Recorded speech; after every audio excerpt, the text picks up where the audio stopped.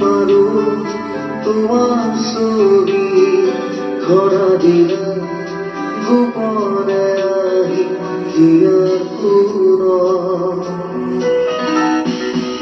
তুমি যেমন শুকান মনত নিয়ৰণে চেঁচা তোমাৰ নামি অহা ৰদৰে গৈ মোৰ দেশত ৰাতিপুৱা ধুমুহাৰ সতে বহু যুগৰে নাচো এধাৰো সঁচাব বহু দিনৰে আপোন বিচাৰ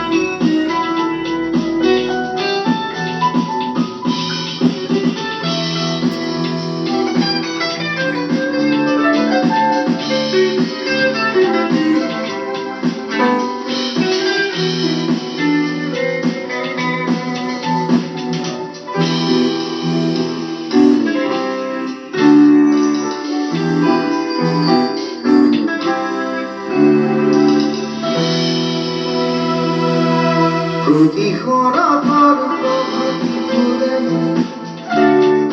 তোমাকেই মোৰ কথা নিশাজৰে তোমাকেই মোৰ ব্যথা ধুমুহাৰ সতে বহু যুগৰে নাচো এধাৰো সঁচাব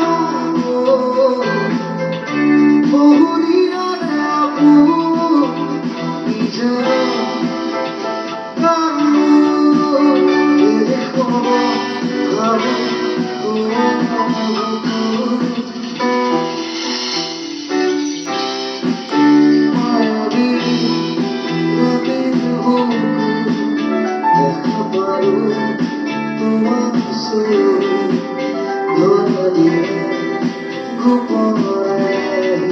নিজৰ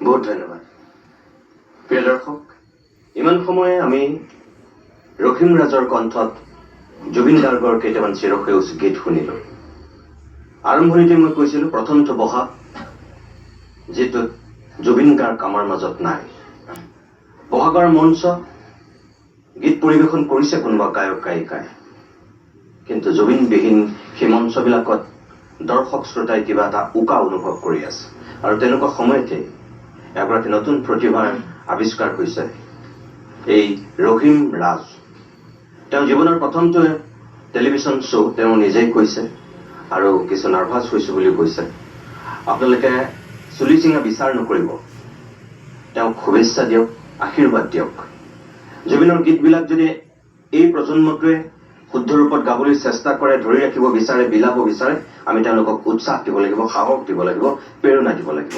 আৰু সেইকাৰণে ৰহিমক নলবাৰীৰ পৰা মাতি আনিছিলোঁ। আজি অভিমতৰ অতিথি কৰিছিলোঁ, নিজেও শুনিলোঁ, আপোনালোককো শুনালোঁ। বাকী বিচাৰ আপোনালোকে কৰিব। মই সকলো বাদ্যযন্ত্ৰীক বিশেষভাৱে ধন্যবাদ জনাইছোঁ। আৰু ৰহিম, তোমাকো পুনৰবাৰ বহুত বহুত ধন্যবাদ জনাইছোঁ। ভগৱন্তৰ ওচৰত প্ৰাৰ্থনা কৰিছোঁ, তোমাক শক্তি দিয়ক, সাহস দিয়ক, তুমি বহুদূৰ আগুৱাই যোৱা। ইয়াৰ লগে লগে আজিৰ এই বিশেষ অভিমত অনুষ্ঠানটিৰ ইমানতে সামৰি মাৰিছোঁ।